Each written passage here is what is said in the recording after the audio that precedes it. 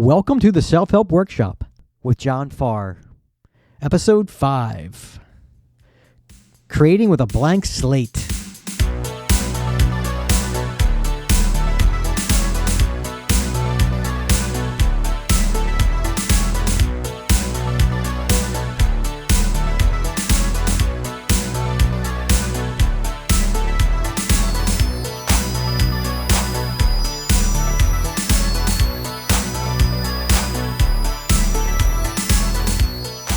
All right, welcome back to the show. So we're talking about creating with a blank slate. That sounds like a lot of fun. So let's just get into it. If I handed you a piece of notebook paper and asked you to take notes, where would you start? Most of us would start on the top left line to the right of the margin. Why would you start there? You have the entire paper to work with. It's because we default back to what we know. If I handed you a blank piece of paper, where would you start? How would you orientate the paper? Portrait, landscape, maybe something else. You see, we have the power to choose. It becomes easier to think outside a bit when the lines of the notepaper are gone. We could have easily done the same thing with the notepaper with the lines, and we usually do not. Those notepaper lines act like environmental cues that trigger us to behave a certain way, even though we have control over our dominion. Every day is like a blank sheet of paper for us. We can orientate it however we choose, and we can write wherever and whatever we want. How many of us are doing that? Becoming aware of the notebook lines that are present in our life is important. What are the triggers that get us thinking in a certain way? Watching the news is an example of a trigger. Over 80% of traditional news programs focus on the negative aspect of a situation. Are we letting these triggers control us? This is a great topic to think about.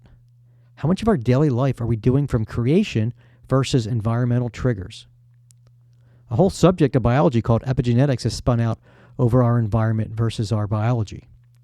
Epigenetics tells us our environment is what triggers the genetic code in our body. This is groundbreaking science. I don't want to get deep into the science part here. For those who need proof, look up epigenetics and check it out. It's fascinating to read. It's really the biology of belief. The reality is that we create our life. And if we are not consciously creating it, we are subject to the triggers we have learned. So when you're in a situation and you're starting at the upper left-hand corner to the right of the margin, is that really where you want to start? Would you rather start from a different place, one that you choose consciously? You may ask, well, what does this have to do with self-help? This has everything to do with self-help. The whole idea that you are responsible for creating your life is the most transformational thing I can think of. It is truly mind over matter. It's easy to fall back on our daily triggers, whether it's getting distracted by TV, internet, conversation, or anything else. A bag of Doritos can be a very toxic trigger for me. Even though I'm getting much better at not indulging every time I see them offered, I can still fall prey to the trigger. I like to look at those notebook lines as the distractions and triggers that are all around us all the time. As you practice more, it gets easier and easier to ignore the notebook lines and constantly choose what you want. For the workshop today, let's have some fun with this idea.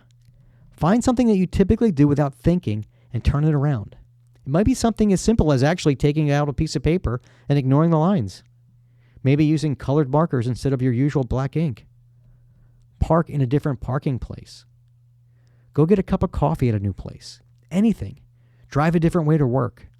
This is a metaphor to remind you and me that you have a choice every day and you ultimately create, your life by your choices.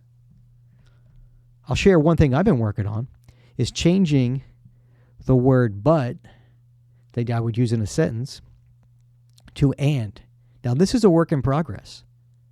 I find it's a lot more positive to use and than interjecting with a but. It's fun and it makes me think. And it certainly takes a tremendous amount of practice. So I'm excited for you to take a step and shake up your world a bit. Get outside those notebook lines and create your day with a blank slate and do it the way you choose to do it. Wishing you all the best. I'm John Farr. I'll see you next time.